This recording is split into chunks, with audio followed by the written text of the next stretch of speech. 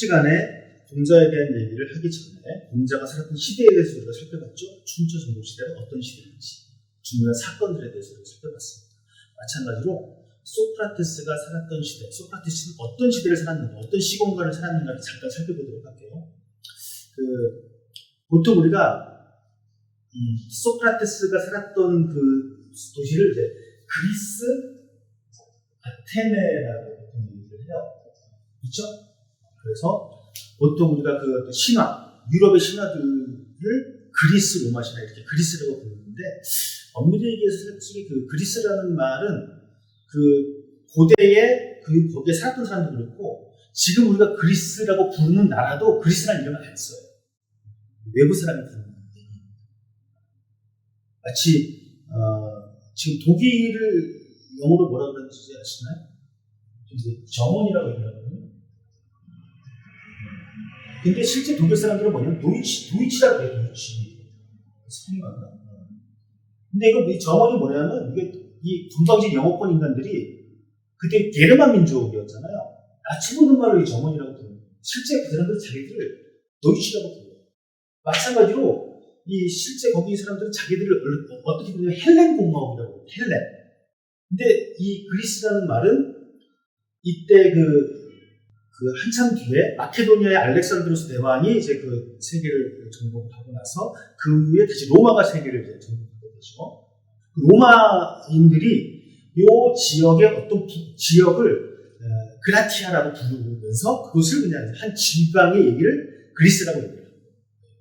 근데 이 사람들은 자기를 헬렌이라고 부르거나 이거를 마치 우리 더이치를 독일이라고 부르는 것처럼 한자말로 표현한 것이 히랍이 되는 거예요. 그래서 어쩔 수 없이 우리가 뭐 더 의사소통을 하기 위해서 그리스라는 말을 쓸 수도 있긴 있지만 기본적으로는 헬렌 또는 히랍이라는 말로 시기를 써야 돼요. 그래서 저는 가급적이면 요 소크라테스가 살았던 요 시공간을 고대 히랍이라고 이름을 붙이면서 얘기를 진행하도록 하겠습니다. 또 하나 이제 요 시대의 배경을 알아야 되는 게 아까 그 얘기했던 고대 히랍의 아테네가 도시국가라고 번역을 하거든요. 이게 이제 폴리스를 번역한 말인데 이게 그 하나는 우리 경찰이 영어로 폴리스죠. 그리고 정치를 우리 이제 폴리틱스, 정치학을 폴리틱스, 그다음에 정치적이라는 것을 폴리틱이라고 얘기를 합니다. 이 어원이 되는 말인데 하나로 한마디로 얘기해서 우리가 그 지난번 그 춘추 전국 시대의 주나라의 공동체의 어떤 구성 원리는 봉건제라고 얘기를 했어요. 마찬가지로 이때 당시 고대 히랍의 공동체의 구성 원리가 바로 이 폴리스적이라는 겁니다. 그래서 하나의 그 중국 같은 경우는 아주 그 넓은 땅덩어리에 있어가지고 큰 부분들을 서로 나눠 가지는 중앙에 중나라라고 하는 천자국이 있고 이 천자국에서 각각의 땅들을 마치 그 조폭들이 지역을 나눠주는 것처럼 분봉을 해가지고 이 시스템이 돌아갔었는데 이 고대 히랍에서는 이런 주나라 같은 중앙에 있는 어떤 형님 같은 나라가 있지는 않았어요. 각자의 폴리스들이 적게는 한 만이 안 되는 몇천, 많게는 한 20-30만 정도의 그러한 그 공동체를 이루고 살았던 거의 독립적인 그러한 형태를 이루고 살았습니다. 근데 이제 조금 이따 살펴보겠지만 이 소크라테스가 살았던 시대의 아테네는 이런 폴리스 중에서 경제적으로, 정치적으로, 문화적으로, 사상적으로 가장 발달된 그런 공동체였죠. 이런 배경을 가지고 있습니다. 자, 그러면 그 춘추 전국 시대를 갈랐던 그런 사건들을 처음에 그 주나라가 도읍을 서쪽에서 동쪽으로 옮겼고, 그 다음에 이제 춘추와 전국을 나누는 시기가 기원전 403년에 진나라가 한 위주로 나눠진 사건이다 이런 얘기를 했었는데 마찬가지로 이때 당시에 중요한 사건들이 있습니다. 대표적인 사건이 전쟁인데요. 하나는 페르시아 전쟁이고요. 또 하나는 펠로폰네소스 전쟁입니다. 페르시아 전쟁은 꽤 오래전부터 기억하는데 300이라는 영화가 있었어요. 안 본 분들도 있을지 모르겠지만 아마 이게 워낙에 그 임팩트 있는 그런 장면들이 있어가지고 이 영화들을 기억할 텐데 그 왕자군이 있는 300명의 전사들이 어떤 그 아주 괴물 같은 야만족들이 쳐들어오는데 그걸 막다가 결국 못 막은 그런 스토리를 만들었잖아요. 이게 그 페르시아 전쟁의 시기를 배경으로 하고 있는 거예요. 그때 이제 크세르크세스 왕이 한 수십만 대군을 이끌고 히랍 전역을 침범에 들어오죠. 그때는 누가 보더라도 이 히랍이 불리한 그런 싸움이었어요. 근데 이제 역사적인 결과물을 보게 되면은 크게 보면은 육상에서는 마라톤 전투, 해상에서는 살라미스 해전. 살라미스 해전 같은 경우는 저는 전쟁사는 잘 모르는데 어떤 우리 영국의 어떤 닐슨 제독인가요? 그 전쟁. 그 다음에 우리 이순신 장군의 명량 대처 더불어 가지고 어떤 전쟁사 해군 역사상에 있어가지고는 아주 중요한 그런 연구가 되는 그런 해전이라고 저는 들었습니다. 이 두 가지 육상과 해상에서의 결정적인 승리를 바탕으로 해가지고 페르시아 전쟁을 이기게 되는데 이 과정에서 아테네가 주도적인 역할을 하게 됩니다. 그러면서 이 전체 히랍 전역에 있어가지고 아테네의 반환권이 엄청나게 커지게 되는 것이죠. 그래서 아테네가 이때 당시에 언제 또 저런 페르시아라든가 외부의 적이 침범할지 모르겠다 라고 하면서 하나의 동맹을 제안을 해요. 우리도 지금 현재 여러 가지 동맹 관계에 있는 나라들이 있잖아요. 그런 것처럼 아테네가 그 히랍 전역에 동맹을 제안하는데 그 동맹을 델로스 동맹이라고 해요. 이 델로스 동맹의 핵심은 무엇이냐면은 일단 아까 말씀드렸던 것처럼 각각의 폴리스들은 자치적인 독립적인 그러한 체제와 시스템을 운영하고 있는데 만약에 이들이 독립적으로 군대를 운영하려면 그 비용이 만만치 않게 들거든요. 그러니까 일정 규모 이상이 돼야지 군대를 유지할 수 있는 것이죠. 그러니까 아테네가 뭘 제안하냐면은 내가 군대를 유지할게. 이 히랍 전역을 방어할 수 있는 군대를 내가 유지할게. 너희들은 일상생활을 하면서 돈을 대라라고 얘기를 했어요. 자금을 대라. 그랬더니 이제 다른 폴리스들은 옳다고 잘 됐죠. 군대를 운영하려면 얼마나 많은 자금과 비용이 들어가는데. 처음에는 잘 운영이 됐습니다. 근데 문제는 뭐냐면 이 아테네가 휘브리스에 빠집니다. 휘브리스가 이제 히라버로 보통 이제 오만이라고 번역이 되거든요. 오만 안에 빠지게 됩니다. 아테네. 그래서 애초에 델로스 동맹의 관계는 뭐냐면 동등한 관계에서 역할 분담의 차원이었는데 이제 아테네가 군사력을 가지게 되면서 이 군사력을 바탕으로 해가지고 이 다른 폴리스들을 억압을 하게 됩니다. 이때가 어떻게 보면 유럽에서 패권의 시작일지도 몰라요. 패권 국가. 그리고 제국주의까지는 아니지만 제국주의의 어떤 전조가 보이는 이런 시기였습니다. 그래도 다른 폴리스들이 당연히 불만을 가지게 되죠. 근데 이때 당시에 아테네와 더불어가지고 그래도 거의 비슷한 그런 국력을 유지했던 나라가 스파르타라는 나라입니다. 아까 말씀드렸던 300, 페르시아군을 300의 왕과 전사들이 가로막았다는 그 300의 주인공들이 스파르타 사람들이에요. 근데 이제 이 스파르타는 그 300의 배경이 되는 고 말고는 나머지 전투에서 그렇게 큰 활약을 하지는 못합니다. 나중에 참전을 하게 되거든요. 그래서 이 페르시아 전쟁 이후에 반환권이 높지 않았는데 이제 델로스 동맹이 점점 균열이 생기면서 스파르타가 다른 폴리스들을 회유하기 시작합니다. 그래서 이 스파르타와 아테네가 경쟁을 하게 되는 것이죠. 이 아테네의 델로스 동맹에 대항을 해가지고 스파르타는 펠로폰네소스 동맹을 제안을 합니다. 그래서 두 가지 동맹국들이 서로 이제 경쟁을 하게 되는 과정에서 결국은 전쟁이 일어나는 것이죠. 제가 나눠드린 자료에 보면은 페르시아 전쟁이 기원전 492년에 시작을 해서 기원전 449년에 끝나죠. 그리고 불과 얼마나 됐죠? 20년도 안 된 상태에서 펠로폰네소스 전쟁이 일어납니다. 이 페르시아 전쟁이 끝나고 나서 이 21년 동안 아테네는 비약적인 발전을 합니다.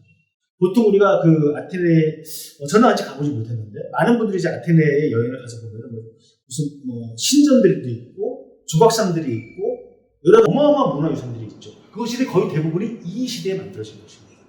그리고 우리가 알고 있는 유명한 그 3대 비극 작가들, 제가 여기 써놨는데, 아이스필로스, 소포클레스, 에오리피데스, 이런 사람들도 이 시대, 유럽뿐만이 아니고 전 세계에 영향을 미치고 있는 그런 불멸의 문화유산과 같은 이런 비극들이 이 시대에 만들어진 것이고요. 그리고 테미스토클레스와 피리클레스는 정치인들입니다. 아테네를 어떤 그 중요한 태권 국가로 이끌었던 정치인들이고, 우리가 아주 잘 알고 있는, 우리가 지금 살펴볼 소크라테스뿐만이 아니고 그의 제자의 플라톤, 아리스토텔레스가 이 시기에 살았던 것이죠. 마치 춘추 전국 시대에 공자, 맹자, 노자, 묵자, 한비자 등등 이런 대단한 사상가들이 출연했던 것처럼 이 시대에도 문화적으로, 사상적으로, 정치적으로 엄청나게 융성이 됐던 시대라는 것이죠. 자, 일단 소크라테스는 언제 살았냐면은 기원전 470년에 태어났죠. 곧 페르시아 전쟁이 한창일 때 태어났습니다. 그리고 페르시아 전쟁이 끝났을 때가 거의 한 20대 초반이 되죠. 한창 왕성한 청년기 때 아테네의 전성기를 경험을 한 거예요. 그리고 나서 바로 펠로폰네소스 전쟁을 겪게 됩니다. 그리고 펠로폰네소스 전쟁이 끝난 다음에 몇 년 있다가 이제 우리가 좀 더 살펴볼 건데, 고발을 당해가지고 재판을 받고 사약을 먹고 사형에 처하시게 되는 것이죠. 곧 소크라테스는 두 번의 전쟁을 겪었고, 그 전쟁의 과정 속에서 승리와 패배를 동시간이라 같이 겪었고, 그 다음에 엄청난 융성과 펠로폰네소스 전쟁 패배 이후에 아테네의 실패를 함께 겪게 됩니다. 그래서 아테네는 페르시아 전쟁을 승리로 이끌면서 전성기를 맞이해야 하는데, 이 휘브리스의 결과로 이 델로스 동맹이 균열을 일으키게 되고, 그 틈을 노린 스파르타의 펠로폰네소스 전쟁의 동맹과의 어떤 그 갈등으로 인해 가지고 그 전쟁의 패배로 쇠퇴하게 되는 과정을 겪게 됩니다. 자, 요것이 이제 소크라테스가 살았던 어떤 시대적인 배경이고요. 사상적인 배경을 한번 살펴볼게요. 소크라테스와 플라톤 뿐만이 아니라 또 서양의 어떤 사상사에 있어가지고 엄청난 영향과 흔적을 남긴 사람이 이제 아리스토텔레스인데, 아리스토텔레스가 형이상학이라는 저서에서 이런 얘기를 했습니다. 하나는 인간은 항상 알고자 한다. 알고자 하는 욕망이 있다는 거예요. 한마디로 호기심의 존재라는 얘기죠. 무언가를 알고 싶어 하는 겁니다. 두 번째, 안다는 것은 무엇인가? 안다는 것을 원인과 이유를 아는 것이라고 얘기했습니다. 무언가를 안다는 것입니다. 근원을 안다는 것이죠. 이 원인이라고 번역한 말이 제가 여기서 써놨던 이제 아르케라는 그 히라버거든요.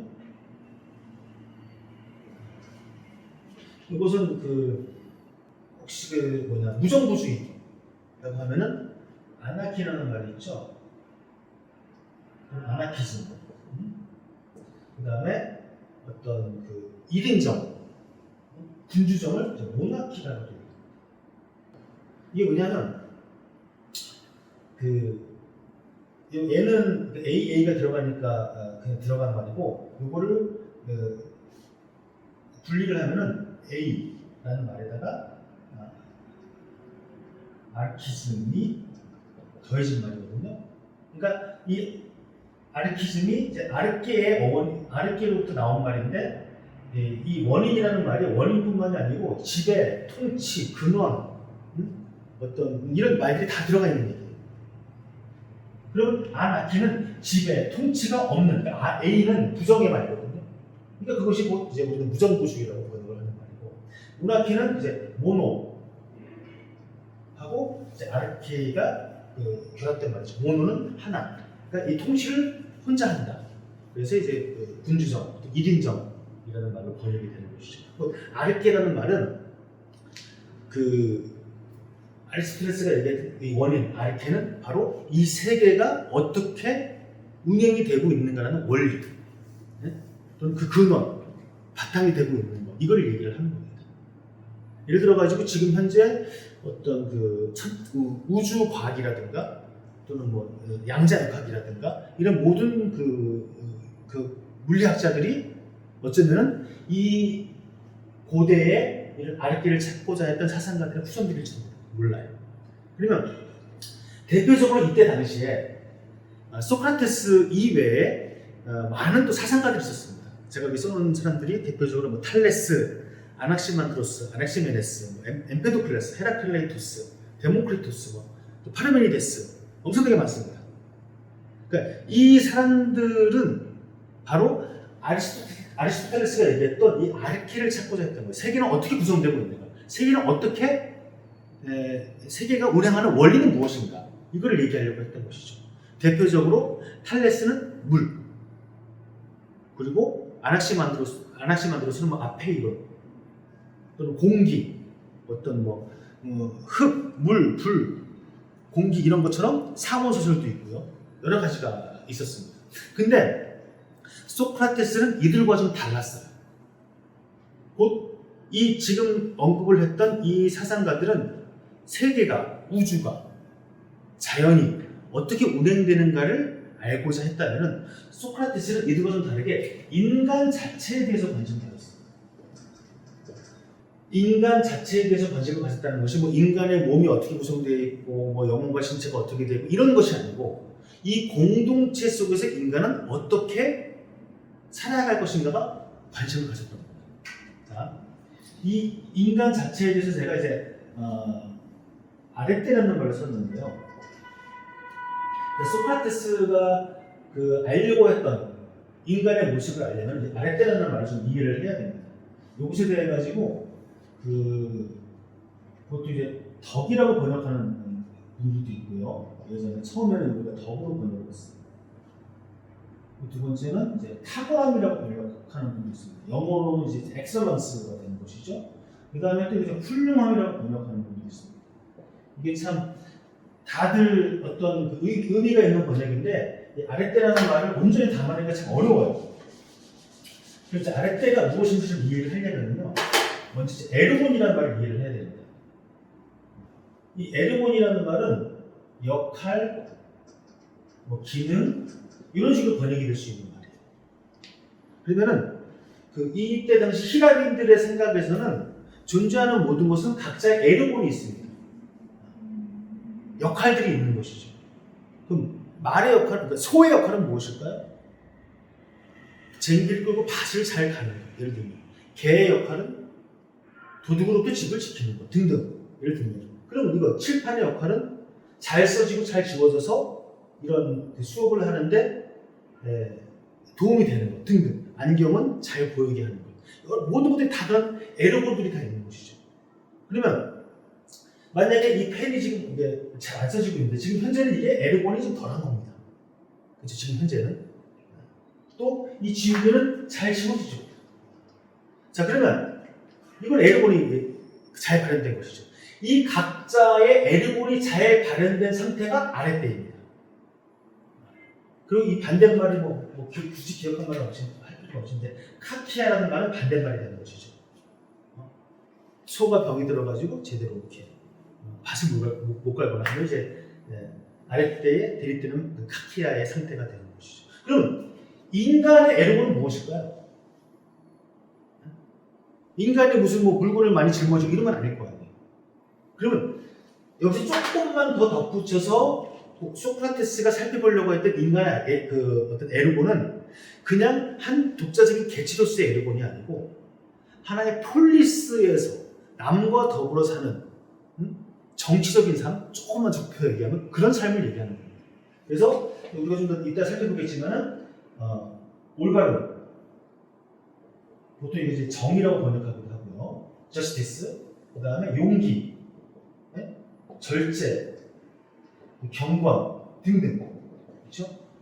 이런 것들이기 때문에 보통 이제 어떤 분들이 덕이라고 번역을 하는 거예요. 우리도 인간의 덕목이라는 얘기를 하잖아요.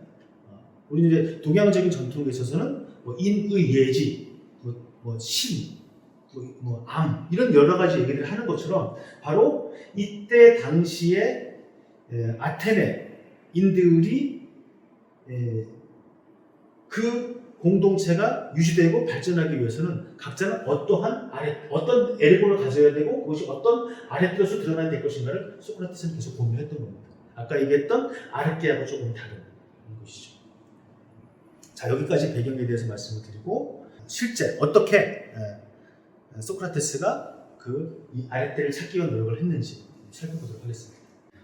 네, 그럼 이제 본격적으로 소크라테스로부터 우리가 좀 배울 만한 점은 무엇인가에 대해서 한번 말씀을 드려보도록 할게요.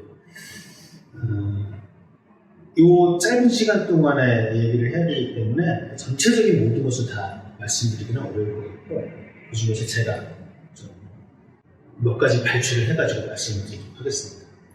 첫 번째로 제가 말씀드리려고 하는 것은 뭐냐면 이 교재의 제목이기도 한데요. 공자는 배우는 것이고 소크라테스는 무음이라고 얘기했잖아요. 그래서 소크라테스가 항상 캐묻는 삶을 살아왔다는 얘기를 하려고 하는 겁니다.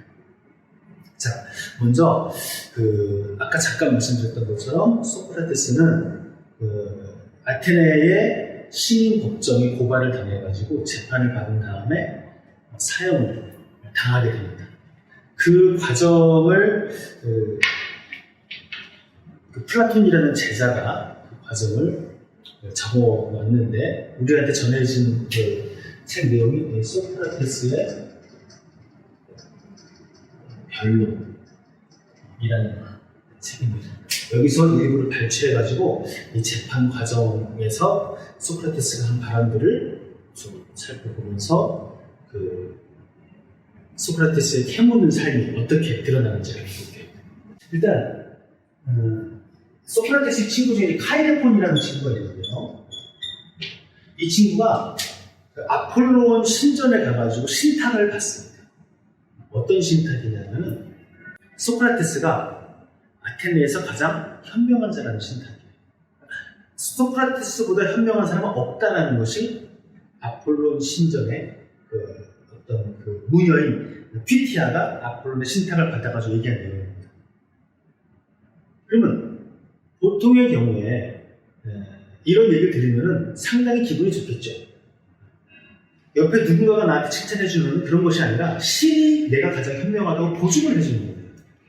아마 제가 이런 얘기를 들으면 전국의 학원 책임점을 만들어가지고 떼돈을 벌지 않을까 이런 생각을 해보게 되는데 소크라테스는 그런 선택을 하지 않아요. 왜냐하면 첫째, 소크라테스는 자기 스스로가 현명하다고 생각해 본 적이 한 번도 없습니다. 자, 아까 말씀드렸던 걸 예를 들면 소크라테스는 사람의 아랫대를 찾으려고 했다고 했죠. 소크라테스는 왜 사람의 아랫대를 찾으려고 했을까요? 모르니까. 알면은 그것을 찾기 위해서 노력하지 않았겠죠. 모르니까 그런 겁니다. 그래서 아는 사람들한테, 안다고 하는 사람들한테 물으러 다녔던 것이죠. 그런 와중에 있음에도 불구하고 신은 내가 가장 현명하다고 얘기를 한 겁니다. 그러면 첫째, 신은 거짓말을 하지 않는다. 그렇죠? 두 번째, 나는 현명하지 않다. 자, 신은 거짓말을 하지 않는다는 것은 이거는 당연한 얘기죠. 거짓말을 하면 신이 아니니까. 틀릴 수가 없습니다. 근데 내가 현명한지 현명하지 않은지 내가 가장 잘 알잖아요. 두 가지가 모순이 됩니다. 소크라테스는 이 모순을 견딜 수 없었던 거예요. 그래서 이 모순을 해결을 하기 위해 가지고 그 아테네에서 자기 스스로가 그리고 주변 사람들이 현명하다고 하는 사람들을 찾으러 다닙니다. 찾아서 그들의 현명함을 확인하러 다닙니다. 첫 번째가 정치인, 두 번째가 시인, 세 번째가 장인입니다. 장인은 이제 기술을 가지고 있는 자들을 얘기하는 것이죠. 자, 소크라테스가 볼 때 정치인은 어떤 사람이어야 되느냐? 아테네라는 폴리스를 더 조화롭게 발전시킬 수 있기 위해서는 그 구성원들이 자신의 에르곤을 잘 바른다. 곧 자신의 아랫대를 드러낼 수 있게 만들어야 된다는 것이거든요. 그것이 소크라테스가 볼 때 정치인의 역할이고 정치인이 할 일입니다. 자, 그럼 만약에 내가 아테네의 시민들의 아랫대를 발현시키기 위해서는 전제가 무엇이죠? 아랫대를 알아야 된다는 것입니다. 무엇이 공동체 구성원으로서의 덕목인지, 예를 들면은 용기가 무엇인지, 정의가 무엇인지, 절제가 무엇인지 등등등 이걸 알아야지 다른 사람들을 이렇게 인도를 할 거 아니에요.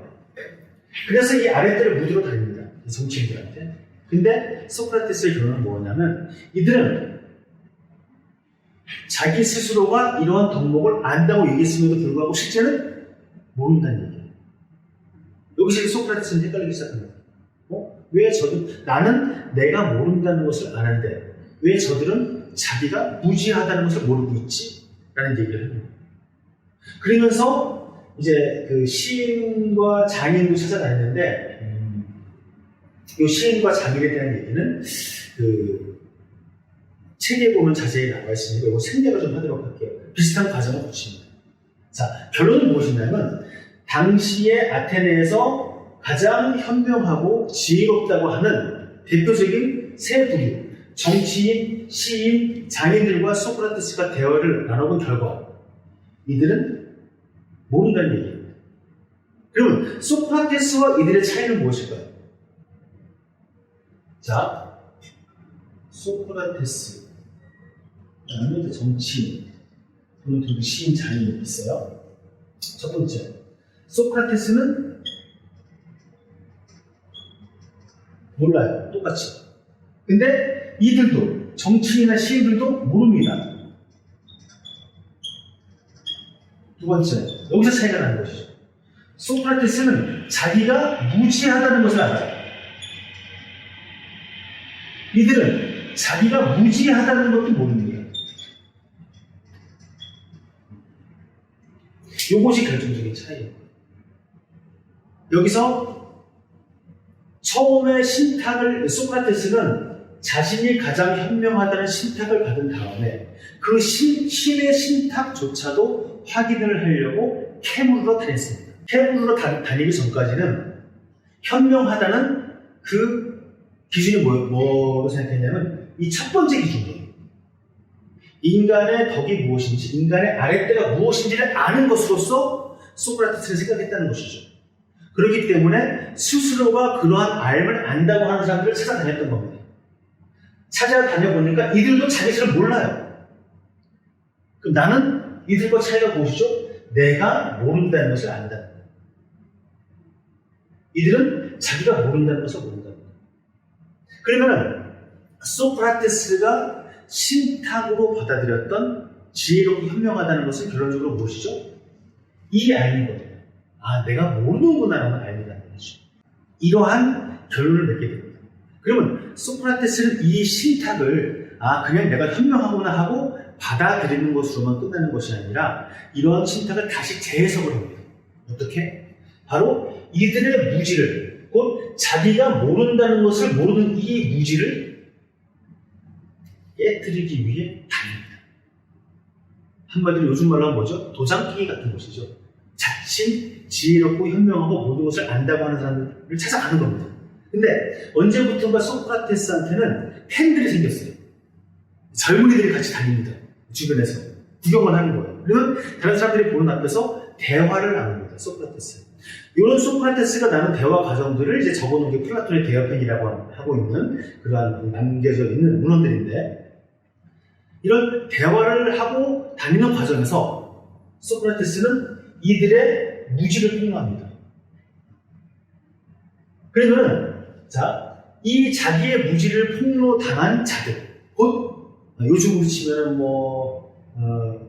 교수의, 박사의, 정치인의, 자격증 많은 사람들, 이런 사람들이, 사회 지도수 있는 사람들이 자기가 그 분야에서 잘못했다는 것이 통보가 되는 거예요. 그것도 어떻게? 대중 앞에서. 그럼 거기에 대해 가지고 어떤 반응을 할까요? 대부분 이 자기의 무지가 폭로된 사람들은 소크라테스를 싫어하겠죠. 그래서 이런 행위를 통해 가지고 일부의 어떤 사람들은 이런 과정을 통해 가지고 어떤 깨달음을 얻거나 자신의 무지를 자각하는 그런 과정을 겪는 사람도 있긴 있지만은 많은 사람들은 이 소크라테스를 시기하고 질투하게 되는 것이죠. 그래서 결국은 공동체가 믿는 신을 믿지 않는다라는 불경제, 그리고 아테네의 젊은 애들을 타락시킨다라는 그런 제목을 걸어가지고 고발을 당하게 되고 재판 과정을 겪고 나서 이제 사약을 하게 되는 것이죠. 그 자세한 과정들은 아까 말씀드렸던 이 소크라테스의 변론이라는 플라톤의 대화편을 읽어보면 자세히 나오게 됩니다. 이것이 소크라테스가 캐묻는 삶을 살게 된 계기를 자신 스스로가 설명한 내용들이에요. 자, 그러면은 소크라테스는 이 캐묻고 다니면서 무엇을 알려고 한다고 했죠? 이 아랫대를 알려고 하는 겁니다. 아랫대. 그러면 소크라테스는 어떤 방법을 통해 가지고 이 아랫대를 찾으려고 했느냐? 잠깐 살펴보도록 할게요. 제 기억으로 한 10여 년 전에 마이클 샌델이라는 사람의 이게 한글이 정의란 무엇인가, 요 책이 하여튼 100만 부 이상 팔렸던 적이 있었죠. 그렇죠? 혹시 읽어보셨나 모르겠지만 여담이지만 제가 듣기로는 엄청나게 많이 팔렸는데 이 책을 끝까지 읽은 사람은 거의 없다, 이런 얘기도 제가 들었습니다. 자, 근데도 그래서 정의란 무엇인가? 그럼 마이클 샌델의 이 책을 통해 가지고 우리는 정의란 무엇인지 알 수 있을까요? 그렇지 않죠. 실제 벌어지는 모습을 보세요. 지금 현재에도 얼마 전에 8월 15일 날 광화문에서도 큰 집회가 있었죠.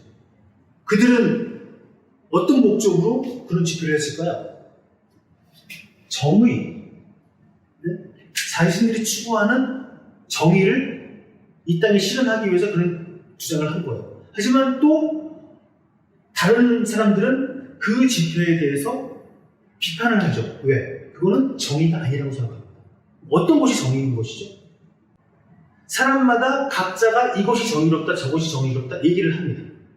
그것이 합의가 안 되기 때문에 때로는 어떤 무력을 통해 가지고 자기의 정의를 실현하는 사람들이 있고, 때로는 법정에 가기도 하고, 때로는 논쟁을 하기도 합니다. 그럼 무엇이 정의인지 알려면 어떻게 해야 될까요? 이것이 소크라테스의 고민이었던 겁니다. 또 하나, 사랑의 일을 한번 들어보죠. 사랑이 무엇인가? 이 책과 더불어서 또 하나, 이 사랑에 대해서 한번 책을 하나 읽으면, 혹시 에리 프롬이라고 들어보셨어요? 에리 프롬의 이제 사랑의 기술이라는 책이 있죠. 꽤 오래전에 나온 책인데, 이게 사람들이 이 제목을 보고 이걸 읽으면 내가 연애를 잘할 수 있겠구나라는 식으로 해가지고 많이 사고 나서 이제 책꽂이에만 꽂아놓은 그런 사례들이 많이 있었습니다. 자, 그럼 사랑이 무엇인가라고 물어보면 뭐라고 대답을 할 수 있을까요? 대부분의 사람들은, 좀 나이 드신 분들은 이제 눈물의 씨앗이라고 얘기를 하는 분도 있죠. 물론 이제 여기 딱 들으면은 자신의 경험을 통해 가지고 맞아, 사랑은 눈물의 씨앗이 이렇게 받아 알 수도 있지만, 만약에 지금 현재 막 연애를 시작한 사람한테는 눈물의 씨앗이라는 말이 맞을까요? 아니죠. 하나의 기쁨과 환희 되는 것이죠. 그러면 어떤 게 맞을까요? 또 우리 그런 경험들 하잖아요.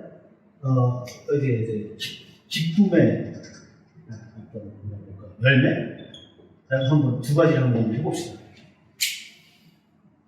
그러면 지금 현재 막 사랑을 시작한 사람한테는 이제 기쁨의 열매가 되지만, 이제 이별을 겪었던 사람들에게는 사랑은 눈물의 씨앗이 되겠죠. 근데 재밌는 건 뭐냐면, 한 대상에게 기쁨과 눈물을 동시에 겪기도 한다는 거예요. 자, 그럼 사랑이 무엇인지 어떻게 정의를 내릴 수 있을까요?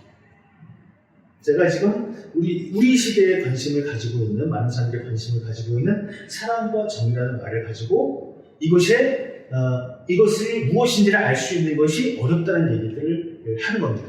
그럼 마찬가지로 2000년 전에, 2500년 전에 소크라테스도 비슷한 고민을 했던 거예요. 일단 우리의 지금의 관심사는 정의와 사랑이지만 당시 아테네인들이 이 폴리스 공동체를 유지하는 데 관심사는 첫 번째가 이 정의와 좀 다른데 이제 올바름이라고 하는 겁니다. 어떻게 올바르게 살 것인가라는 문제. 또 용기라는 문제입니다. 또 그때 당시에는 이제 신들과의 관계가 되게 중요했거든요. 경건 이런 것. 또 절제. 이런 것들이 당시 아테네인들에게 중요한 덕목이었던 것이죠. 근데 문제는 뭐냐면 아까 제가 얼마 전에 있었던 광화문 집회를 예를 들었지만 그 집회는 정의로운 집회인가요? 아닌가요? 어떻게 증명할 수 있죠? 어떻게 각자의 주장이 있는 거잖아요. 무엇을 기준으로 해서 나눌 수 있을까요? 또는 제가 좀 이렇게 과거에 젊었을 때 어렸을 때는 이런 얘기들이 있었어요. 속담 중에 이런 속담 있잖아요. 10번 찍어 안 넘어가는 나무 없다. 그 얘기를 보통 남자들끼리 내가 좋아하는 어떤 이성에 대해서 접근을 할 때 그런 얘기를 씁니다. 그래가지고 거절을 당하면은 또 2번, 3번 편지를 전하고 집까지 쫓아가고 등등 이런 행위를 해요. 20, 30년 전에 그러한 내가 마음에 드는 이성에 대해서 그런 어떤 그의 거절에 불구하고 내가 접근을 했던 것을 그때는 사랑이라고 여겼어요. 지금은 사랑이 아니라 다른 말로 하자면 집착이나 아니 범죄라고 얘기를 하죠. 그 차이는 무엇일까요? 이런 걸 하는 얘기예요. 어떤 기준으로 그것을 사랑이라고 정의하고 어떤 기준으로 정의라고 정의하냐 이런 얘기죠. 자, 여기서 하나 예를 들어볼게요. 제가 자료에 좀 간단한 그림을 하나 그렸는데요. 칠판에 한번 옮겨보겠습니다. 일단 같은 길이의 선문이라고 가정을 합시다. 제가 잘 안 되고 그래서. 근데 이 착시에 대해서 여러분들 많이 아실 거예요. 여기서 화살표 꺽쇠를 안쪽으로 이렇게 그리는 경우와 바깥쪽으로 그리는 경우 두 가지를 보면은 우리가 두 가지 질문을 할 수 있어요. 하나는 위의 성분과 아래 성분의 꺽쇠, 화살표는 빼고 성분의 길이만 보면 어떤 성분이 더 길어 보일까요? 두 번째 성분이 더 길어 보이죠. 이거는 우리 보통 모든 사람들의 보편적인 착시입니다. 근데 이 둘 중에 위에 아래 중에서 어떤 성분이 더 길까요? 똑같죠. 우리는 이게 똑같다는 생각을 인식하더라도 실제 눈에 보일 때는 아래 성분이 더 길어 보입니다. 이 얘기는 왜 제가 말씀을 드리냐면은, 자, 실제는 같은데 아래가 길어 보인다는 얘기는 이 도형뿐만이 아니라 우리의 일상에서도 마찬가지라는 얘기예요. 실제는 사랑이 아닌데 사랑처럼 포장되거나 실제는 정의가 아닌데 정의로 포장되거나 이런 경우가 있을 수 있다는 얘기죠. 근데 문제는 뭐냐면 사랑을 사랑으로 인식하고 정의를 정의라고 인식하면 상관이 없습니다. 근데 사랑이 아닌데 사랑으로 속거나 정의롭지 않은데 정의를 얘기하는 자들에게 속아 넘어가거나 하는 경우가 문제가 생기는 것이죠. 그럼 우리는 사랑과 정의를 어떻게 알 수 있을까요? 소크라테스의 방법을 한번 찾아보려고 하는 거예요. 자, 일단 사랑과 정의에 대한 얘기는 잠깐 적어두고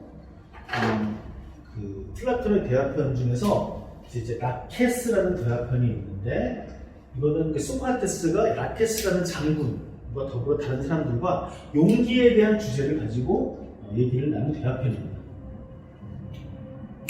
대체적으로 어떤 내용이냐면은 라케스는 실제 역사적인 인물인데요. 당시 아테네에서 아주 많은 전투에서 승리를 이끌었던 뛰어난 장수예요. 그러면은 그런 장군에게 용기라는 주제는 아주 전공 과목과 마찬가지가 되겠죠. 자, 일단 당시의 지역의 유지가 라케스한테 이런 문의를 하게 됩니다. 자신의 아들 또 이제 아들과 그런 젊은이들을 용기 있게 어떤 교육을 시키기 위해서 그래서 실제 어떤 뭐라고 해야 될까요? 중무장 보병으로서의 집단적인 그런 군대 훈련을 시키는 것이 어떻게 했느냐라는 그런 교육에 관련된 얘기를 하고 싶은 거예요. 그랬더니 이제 소크라테스가 저기서 오고 있는 걸 보고 라케스가 저기 소크라테스 선생이 오니까 한번 용기에 대해서 그 얘기 한번 물어봅시다 라고 얘기를 하게 되는 것이죠. 용기가 아니라 이런 교육에 대해서 물어봅시다 라고 얘기를 하게 됩니다. 그래가지고 소크라테스를 불러가지고 얘기를 나누는데 소크라테스가 먼저 얘기를 하는 겁니다. 자, 일단 여러분들의 자식들을 용기 있게 키우기 위해서는 먼저 뭐가 선행이 되어야 되느냐, 용기가 무엇인지를 알아야 된다는 얘기. 그렇죠? 아까 정치인을 찾아다녀서 뭐라고 그랬죠? 정치인의 역할은 시민들이 어떻게 자신의 시민으로서의 덕목을 잘 발현할 것인가를 인도하고 지도하는 것이 정치인의 역할이라고 그러면 그 덕목이 무엇인지 먼저 알아야지 그걸 가능하다고 얘기했던 것처럼 용기가 무엇인지 알아야 된다는 겁니다. 그랬더니 라케스가 당연히 용기가 무엇인지 내가 잘 알지요 라고 얘기를 해요. 뭐냐면 적 앞에서 물러나지 않는 것, 그것이 용기이다 라고 얘기를 합니다. 뭐 틀리지 않은 것 같죠? 우리 조선의 역사에 있어가지고 가장 뛰어난 장수라고 우리가 자타가 인정하고 있는 이순신 장군 같은 경우에도 이제 임전무태의 존재를 얘기했죠. 그러니까 한마디로 라케스는 임전무태가 용기다 라고 얘기를 했습니다. 근데 여기서 소크라테스가 뭐라고 얘기하냐면, 그렇죠, 그것도 하나의 용기 있는 하나의 행동은 될 수 있습니다. 근데 내가 볼 때 저 북방의 스키타이족이라고 있어요. 스키타이족은 기마민족이에요. 근데 이들은 말을 타고 다니면서 적이 나타나면은 자기들이 유리한 방향으로 후퇴를 하면서 유인을 합니다. 그래서 요즘 말로는 게릴라전을 펴는 것이죠. 그럼 이들은 적 앞에서 물러나죠. 이 경우는 그러면은 용기가 아닙니까? 라고 물어봐요. 근데 라케스가 당황을 하는 겁니다. 우리가 볼 때 이 스키타이족은 이 당시에 소위 약간 야만족이라고 얘기되는 그런, 중국으로 보면 흉노족 같은 그런 자들이죠. 아주 무시무시한 자들이거든요. 용기가 없다고 할 수가 없습니다. 라케스가 헷갈리는 거예요. 그래요? 라고 하면서 이 두 가지 경우에 적용될 수 있는 용기에 대해서 또 다른 정의를 라케스가 하게 되죠. 근데 소크라테스는 마찬가지로 라케스를 다른 예를 들면서 그 정의를 무력화시킵니다. 그러면서 소크라테스가 뭐라고 얘기를 하냐면, 내가 지금 얘기하고 있는 용기란 무엇인가라는 것은 이런 용기, 저런 용기, 저런 용기, 저런 용기가 아니라 이 모든 것을 용기라고 잴 수 있는, 용기라고 할 수 있는 그 척도를 얘기하는 것이라는 겁니다. 용기 그 자체. 그러면서 이거를 용기 자체라고 얘기합니다. 아까 제가 두 가지 화살표를 그렸잖아요. 자, 일단 제가 똑같다고 가정하고 그렇기 때문에 같다고 하긴 하지만, 만약에 우리가 이런 거를 봤다고 했을 때 이 두 개가 같은지 아닌지를 알려면 어떻게 될까요? 자로 재봐야 되겠죠. 자로 재봐야 됩니다.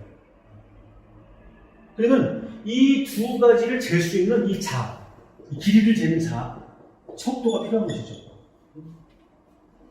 만약에 이것과 이것이 어떤 것이 무거운 것인가를 알려면 어떻게 해야 되죠?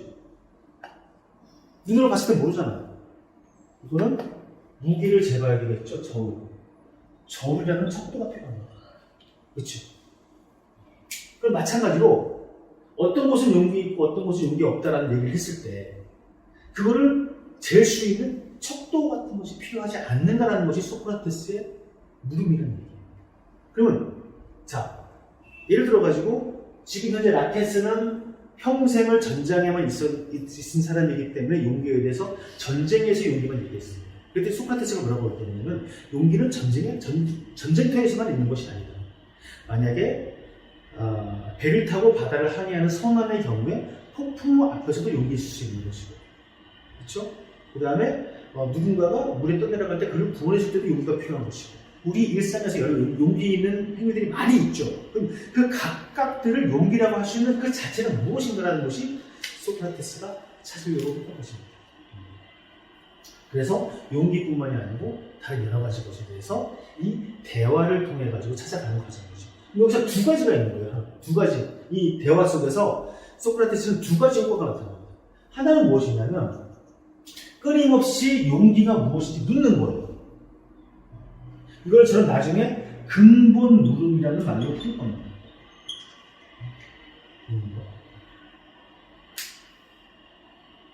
이것이 하나이고, 두 번째는 뭐냐면, 자, 라케스는 처음에 자기가 용기에 대해서 알고 있다고 여겼죠. 그렇죠? 라케스는 자기가 용기가 무엇인지를 안다고 생각했습니다. 근데 소크라테스와 대화를 나눠보니까 어떻게 됐죠? 아, 내가 모르는구나. 내가 용기에 대해서 안다고 생각하지만 모르는구나라고 깨닫게 됩니다. 자, 처음에 소크라테스의 재판 과정에서 많은 이런 라케스와 같은 당시의 지식인들, 어떤 이런 사람들이, 현명하다고 하는 사람들이 소크라테스와의 대화를 통해 가지고 자신의 무지가 폭로됐다고 얘기를 했을 때 그들은 대부분 소크라테스를 모함했습니다. 질투하고 시기를 했습니다. 그래서 그 결과를 소크라테스는 죽게 됐는데, 소수의 사람들, 라케스 같은 소수의 사람들은 자신의 무지를 자각합니다. 이 과정을 소크라테스는 뭐라고 표현하냐면 아포리아라고 표현합니다. 아포리아는 어떤 뜻이냐면 A에다가 포로스가 합쳐진 말이에요. 아는 아까 그 아나키 할 때 A 반대를 뜻하는 것이고, 이 포로스라는 것은 어떤 계책, 방법, 방책 이런 걸 얘기하는 겁니다. 곧 어떠한 탈출구도 없는 상태가 아포리아라는 얘기예요. 처음에 임전무태에 대해서 얘기를 했을 때 소크라테스가 그거는 이 게릴라전을 펴는 경우는 어떤데? 라고 물어봤을 때 라케스는 다른 방향으로 틀어갔죠. 그 방향을 틀어가는데 소크라테스는 또 거기에 대해서 공격을 합니다. 그러다 보니까 이 사방이 다 막힌 상태예요. 마치 우리 초안지에 나오는 사면초가와 같은 그런 상태가 되는 것이죠. 그러면은 이 전통적으로 우리가 어떤 철학을 하는 데 있어가지고 이 아포리아는 가장 기본적인 전제가 됩니다. 우리도 보통 그런 경험을 많이 하잖아요. 내가 무언가 새로운 방법을 추구하거나 무언가 일을 도모하기 위해 가지고 하다 보니까 막 막혀있는 상태. 원래 계획된 대로, 원래 규정대로 이렇게 하다 보니까 또 막히는 상태가 있을 수 있죠. 그런 경우에 그거를 돌파해 나가는 자가 있고 그냥 그 안에 머무는 자가 있는 것이죠. 그럼 라케스 같은 사람은 바로 이 아포리아, 스스로가 아포리아에 빠졌다는 것, 스스로의 무지를 자각함으로 인해 가지고 이걸 돌파할 가능성이 생기는 겁니다. 근데 소크라테스를 자신의 무지를 폭로했다고 해가지고 시기하고 질투했던 자들은 그 아포리아에 끊임없이 갇혀있는 상태가 되는 것이죠. 나중에 우리가 철학에 대한 얘기, 철학의 어원에 대한 얘기를 하면서 다시 한번 아포리아를 소환해 보도록 하겠습니다. 캐묻는 삶으로서의 소크라테스 얘기를 했고요. 두 번째 얘기는 내가 모른다는 것을 아는 것, 무지의 지혜에 대한 얘기를 해보도록 하겠습니다. 플라톤의 대화편 중에서 이제 에우티데모스라는 대화편이 있는데요. 이 에우티데모스는 소위 말하는 소피스트에 해당되는 사람입니다. 뒤에 더 자세히 어떤 소피스트와 필로소퍼스, 철학자와 소피스트를 비교하는 얘기를 하면서도 자세히 얘기할 텐데, 이 소피스트는 소위 말해가지고 논변에 능한 자들이라고 보시면 돼요. 자, 이 에우티데모스라는 자가 어떤 말을 하냐면, 배우는 자는 아는 자인가 모르는 자인가, 사연에 나오는 얘기인데 이런 얘기를 합니다. 그러면서 어떤 논변을 펼치자면은 만약에 배우는 자는 아는 자이다라고 얘기하면 아는데 뭐하러 배우느냐, 이런 식으로 논변을 펴고요. 만약에 배우는 자는 모르는 자이다라고 하면 모르는 자가 어떻게 배움을 선택할 수 있느냐, 이런 식의 논변을 펼치게 됩니다. 자, 여기서 이러한 에우티데모스의 논변이 바로 또 하나의 우리를 아포리아에 빠지게 하는 것 중 하나입니다. 그럼 우리는 이 아포리아를 어떻게 빠져나갈 수 있을까요? 배우는 자는 알면서도 모르는 자입니다. 자, 아까 소크라테스는 1번 아랫대에 대해서 안다고 했어요? 모른다고 했어요? 모른다고 했죠. 무지. 2번 무지를 안다고 했어요. 이것이 이제 무지의 지라고 표현되는 내용인데 바로 암과 모름이 겹쳐있기 때문에 소크라테스는 어떻게 하고 있죠? 아랫대가 무엇인지 계속 배우러 다니고 있는 거예요. 아까 얘기했던 정치인은 무지. 똑같이 모르는데 모르는 것을 모르기 때문에 더 이상 배우려고 하지 않는 겁니다. 자, 그럼 우리가 무언가를 배우고 성장을 하기 위해서는 알면서도 모르는 자, 모르면서도 아는 자가 되어야 되는 거예요. 자, 이것이 배움의 조건이 되는 것이죠. 자, 그러면 여기서 한 발 더 나아가가지고 지와 무지의 관계에 대해 가지고 우리가 가지고 있는 뭐라 그럴까요? 일반적인 통념에 대해서 한번 살펴볼게요. 그림을 한번 그려보겠습니다. 이거를 그냥 전체가 다 우리가 어떤 알의 대상이라고 한번 보시죠. 대상이라고. 그러면 처음에 우리는 뭐 아는 게 작은 상태에서, 아는 게 적은 상태에서 점점 알이 많아지는 과정을 거치게 되겠죠. 그럼 처음에는 이것이 이제 알이고 나머지 이거 바깥이 모름이 되겠죠. 우리는 그렇게 보통 통념을 생각하죠. 그러다가 점점 많이 배우게 되면 어떻게 되죠? 이 알이 커지게 됩니다. 그렇죠? 점점 커지게 됩니다. 곧 이 그림의 표현은 저 모름의 대상들이, 알의 대상들이 저기 펼쳐져 있는데 현재 무지한 상태에서 내가 점점 알아나가다 보면은 이제 모든 것을 알아나가는 과정. 곧 암과 모름은 서로 뭐라 그럴까요? 이 겹침이 없는 대립되는 것이라는 그 통념을 가지고 있어요. 그렇죠? 그리고 보통. 근데 실제의 경우는 어떤 거라는 거예요? 예를 들면은 오늘처럼 처음 보는 분이 있는데 어제는 저에 대해서 알았을까요? 몰랐을까요? 몰랐다고 얘기하겠죠. 근데 아마 알의 대상도 아니고 모름의 대상도 아닌 겁니다. 엄밀하게 얘기하면. 근데 지금은 저에 대해서 모릅니다. 그렇죠? 차라리 어제는 모르지도 않았고 알지도 않았는데 지금은 모르는 게 더 많고 어느 정도의 알이 있겠죠. 지금의 약간의 시장을 두는 거죠. 그럼 아까 제가 똑같은 그림인데 아까는 이 동그라미 안의 부분들을 알미라고 하고 동그라미 바깥을 모름이라고 얘기를 했다 그러면 이제는 그게 아니라 실제의 암과 모름의 관계는 뭐냐면 이 바깥은 암도 아니고 모름도 아니에요.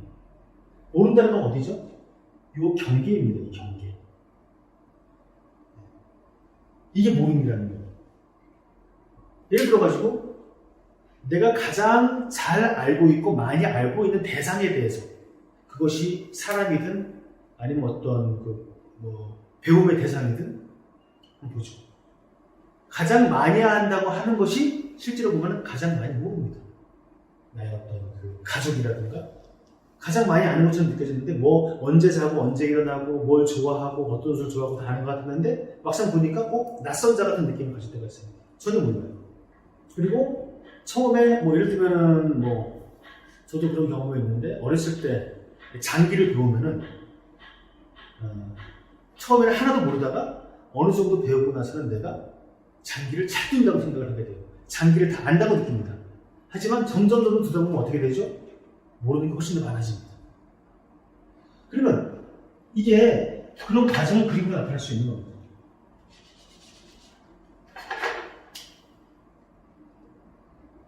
아까와 같은 이게 알미고 이게 모름이라 그러면 내가 많이 알면 알수록 모름은 더 작아지겠죠.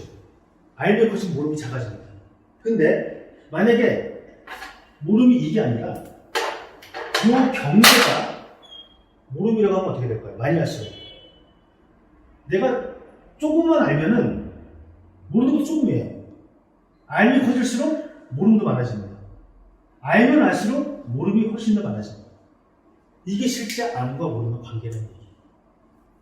바로 무지의 지가 가지고 있는 겹쳐져 있는 모습들이 이제 표현할 수 있는 것이죠. 자, 그러면은 이제 소크라테스는 이런 과정을 통해 가지고 끊임없이 캐묻고 다닙니다. 캐묻고 다니다 보면은 그는 이 무지와 지가 동시에 점점 커지게 됩니다. 그런 과정이 소크라테스의 캐물음의 과정이라고 볼 수 있고, 우리가 지난번에 두 번에 걸쳐서 살펴본 공자의 배움의 어떤 그 과정과 거의 일맥상통하게 되는 것이죠. 그러면 이 무지의 지에 관련된 두 번째 얘기합니다. 소크라테스가 한 유명한 얘기라고 알려져 있는, 그러니까 너 자신을 알라라는 얘기였습니다. 여기 이제 히라보가 자료에 써준 대로 이제 그노티 사우톤이라는 말을 번역한 말인데요. 사실 이 말은 소크라테스가 처음으로 한 말이 아니라 그 아폴론 신전에 새겨져 있는 말이에요. 고대 히라빈들이 자신의 덕목으로서 항상 지켜야 되는 어떤 것으로서 간직하고 있던 그런 얘기입니다. 왜 이 신탁은 아폴론 신전에 있는 그 문구는 당연히 이제 아폴론 신이 얘기한 것이라고 하겠죠. 왜? 남을 알라고 하지 않고 자신을 알라고 할 것인가라는 얘기예요. 그 알매 대상으로서 내가 있고요. 그 타자가 있습니다. 그럼 우리는 이 두 가지 중에서 어떤 것을 더 알려고 노력을 하죠? 일반적인 경우는 타자를 알려고 노력합니다. 하나 예를 들어볼게요. 가끔 이런 거를 물어보는 경우들이 많이 있죠. 너의 이상형은 어떻게 되느냐? 그럼 그 얘기는 뭐예요? 이 타자에 대해 가지고 내가 어떤 사람이 좋다라는 내용이 되는 겁니다. 결국은 이 사회에서 물어보는 어떤 배우자와의 만남, 연애를 위한 만남, 새로운 사람과의 만남이 내가 아니라 타자를 먼저 부정함으로써 이루어진다고 생각을 하는 거예요. 근데 문제는 뭐냐면 내가 어떤 이상형이 있는데, 그러면 그 이상형은 나를 좋아할 것인가? 이런 고민은 거의 하지 않아요. 나를 알려고 하는 노력이 별로 없다는 얘기죠. 근데 문제는 무엇이냐면, 과연 내가 타자를 알 수 있느냐는 얘기입니다. 남을 알 수 있느냐는 얘기예요. 제가 이런 글을 써놨는데, 타자와 나 사이에는 심연이 있다. 우리는 그 심연을 건너서 타자와 닿기 위해 노력해야 하지만 근본적으로 닿을 수 없다. 이 얘기를 말을 통해서 한번 얘기를 해보겠습니다. 한번 이런 예를 한번 들어볼게요. 혹시 춘향전에 보면은 이런 그런 거 있잖아요. 이리 오너라 업고 놀자 이런 얘기 들어보셨죠? 그러면서 이제 보통 우리가 그 소설이나 이런데 시 같은 데 보면 내가 그녀를 들었더니 솜털처럼 가볍더라.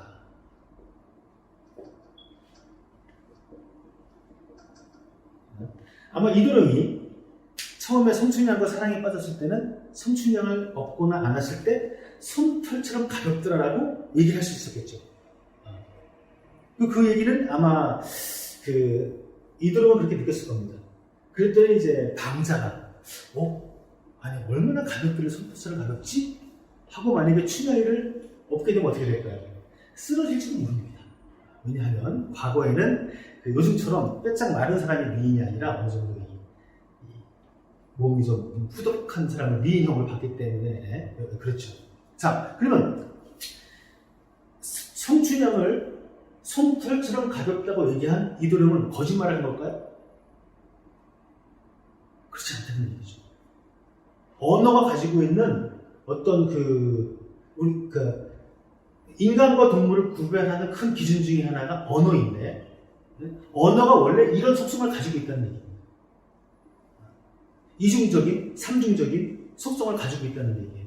그럼 솜털처럼 가볍다라는 문자적인 뜻은 말 그대로 무게가 덜 나간다는 의미이지만, 실제 그 맥락 속에는 어떻게 되죠?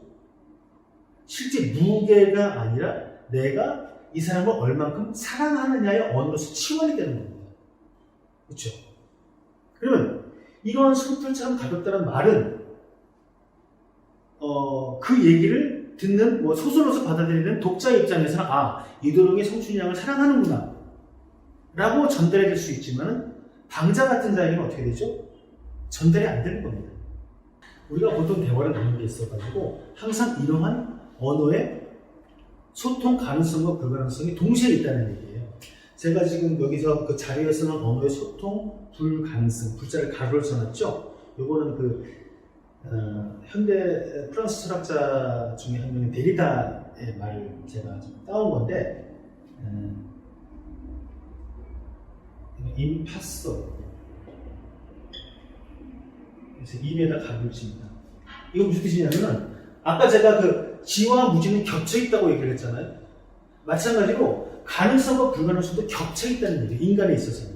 우리는 어떤 것은 가능하고 어떤 것은 불가능하다고 얘기를 해요. 언어로도 우리는 소통이 가능한가? 언어로 소통이 불가능한가? 둘 중에 하나가 아니고 실제 가능하기도 하고 불가능하기도 하다는 얘기입니다. 그럼 그런 경우들 한번 조금만 떠올려 보면 알 수가 있어요.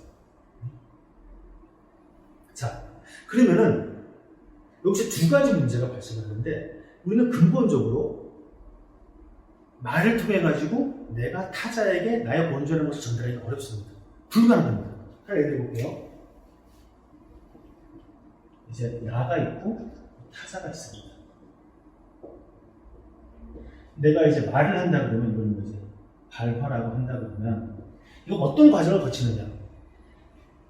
내가 어떤 이걸 통해서 어떤 의미를 전달하려고 하잖아요. 그러면 이 내 몸이라든가 나의 경험이라든가 이런 걸 통해 가지고 나는 어떤 언어로서 이걸 번역을 합니다. 내 머릿속에서. 지금 현재 하고 있는 말로 번역을 해요. 여기서 하나의 과정을 거치죠. 그리고 이것이 이 사람의 귀로 전달이 됩니다. 그럼 이 사람은 이거를 그대로 받아들일까요? 자기의 지금까지의 어떤 경험과 자기의 가치관과 이런 걸 통해 가지고 상상력을 통해 가지고 나를 상상하는 것이 되겠죠. 그렇죠. 그럼 내가 애초에 이 발화 행위를 통해 가지고 전달하려고 하는 내용이 직접 전달이 되느냐? 그렇지 않다는 얘기입니다. 이런 경험들이 있지 않습니까? 할 수만 있다면 내가 가슴을 열고 내 마음을 보여주고 싶어. 왜 그런 얘기를 하죠? 전달이 안 되니까. 이것이 하나의 불가능성입니다. 근데 문제는 뭐냐면 우리가 서로 소통하기 위해서는 뭐가 필요하죠? 언어밖에 없습니다. 서로 소통하는 과정. 무슨 바디랭귀지가 있다 하더라도 이것은 언어가 바탕이 되기 때문에 그런 거거든요. 그럼 바로 이 불가능성 속에서 우리는 서로 소통을 해야만 한다는 얘기죠. 자, 그러면 그 소통의 가능성은 어떻게 가능하냐? 제가 책에 이런 얘기를 써놨는데, 비트겐슈타인이라는 오스트리아 출신의 철학자가 있는데, 이 사람이 상자 속의 딱정물이라는 얘기를 했어요. 이게 이제 언어의 소통 불가능성에 대한, 가능성과 불가능성에 대한 비유가 되는 것인데, 우리는 각자마다 사람의 어떤 마음에 비유를 하는 겁니다. 각자마다 상자 속에 상자가 있어요. 하나의 상자. 각자 안에 딱정벌레가 있어요. 이것은 무슨 색인지, 크기가 얼마인지, 어떻게 생겼는지 몰라요. 나밖에 못 봐. 상대방의 상자 속은 아무도 볼 수가 없어요. 자기밖에 못 봐. 그럼 나는 내 상자 속에 있는 딱정벌레에 대해서 얘기를 하겠죠. 야, 이거는 색깔이 빨간색이야. 이거는 다리가 몇 개야. 이렇게 다니고 있어. 이런 얘기를 하겠죠. 그러면, 자, 내가 한 얘기를 이해하려면 어떻게 해야 되죠? 자기 상자 안에 딱정무늬를 봐야 되는 겁니다. 그걸 통해서 저 사람 안에 딱정무늬를 유추할 수밖에 없는 거예요. 상상할 수밖에 없는 거예요.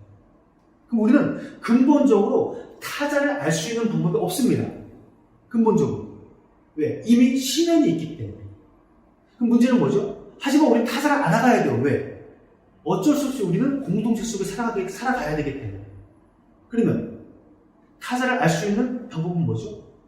나를 아는 겁니다. 내 상자 안에 딱정벌레를 통해 가지고 타자의 이야기, 언어, 소통이 불가능한 언어를 통해 가지고 전달되는 내용들을 상상하고 유추하는 것밖에 없습니다. 혹시 유명한 영화 중에서 스티븐 스필버그 감독의 초창기작 중에서 E.T.라는 그 영화가 있죠. 아마 다 보셨을 거예요. 왜냐하면 뭐 요즘은 안 하지만 예전에 뭐 추석이나 명절 때마다 했던 E.T. E.T의 가장 감동적인 장면, 기억나는 장면이 어떤 거죠? 뭐까지가 그쵸? 이게 서로 누구냐 그 외계인과 어린이가 만나는 소음꽃을 듣는 장면이죠. 자, 이게 제가 볼 때는 상징이에요. 타자와 나의 순간적인 만남의 상징. 예를 들면 아마 그런 경험을 해본 적이 있을지 모르겠지만 내가 사랑하는 사람과 어느 순간 마치 일체가 되는 하나가 된 듯한 경험, 나의 이야기가 충분히 저 사람한테 온전히 전달됐다는 경험, 저 사람의 이야기를 내가 온전히 이해하겠다는 경험을 순간적으로 할 때가 있습니다. 제가 볼 때 그 이티와 그 엘리어트인가 이름이? 그 아이의 만나는 장면이 그 장면이에요. 이거는 평생에 있을까 말까한 존재예요. 그 이티처럼 타자는, 내 배우자는, 내 가족은, 내 친구는 나에게 이티입니다. 신념입니다. 그럼에도 불구하고 우리는 끊임없이 숟가락을 맞추게 노력을 해야 된다는 얘기죠. 어떻게? 나를 알고 통해 가지고. 이것이 제가 해석하는 아폴론의 너 자신을 알라는 얘기예요. 제가 여기 자료에서 인용한 요 지인자지 자지자 명이라는 것은 노자라는 텍스트에서 제가 인용한 얘기거든요. 이것도 이거예요. 지인. 동양의 고전에서는 사람 인자는 무엇이냐면 나 이외에 다른 사람을 얘기하는 겁니다. 그러니까 다른 사람을 안다는 것은 하나의 지식밖에 안 된다는 얘기예요. 우리 그 생텍쥐페리의 그 어린 왕자 앞부분 이런 얘기가 나오잖아요. 어떤 아이가 처음에 새 학기에 학교에 가가지고 친구를 사귀었는데 아빠 나 새로운 친구를 사귀었어 라고 얘기했더니 아빠가 걔네 아버지 연봉이 얼마냐, 아파트는 몇 평에 사느냐, 걔네 성적이 얼마가 됐냐, 곧 바로 숫자를 통해 가지고 그를 알려고 한다는 얘기가 나옵니다. 앞에. 하지만 그 아이는 무슨 색을 좋아하고 그는 어떤 취미를 가지고 있고 이런 얘기들이 더 그와 친구를 사귈 때 좋은 것인데, 그럼 이게 바로 그 생텍쥐페리가 얘기했던 그 아빠의 얘기가 바로 이 숫자에 해당되는 얘기예요. 우리가 타자를 알 때 항상 이러한 걸로 알잖아요. 예를 들어가지고 우리 누구 만나면 항상 뭘 건네죠? 명함을 건네죠. 명함에 뭐가 나와 있죠? 그 사람의 즉 사회에서 어떤 위치에 있는지 그 사람 자체를 표현하지 않습니다. 근데 우리는 그 명함을 통해서 그 사람을 안다고 생각을 하시죠. 노자는 그걸 뭐라고 얘기하죠? 자지자는 스스로를 아는 것이 바로 온전한 알미다 라는 얘기입니다. 비슷한 맥락의 얘기가 되는 것이죠.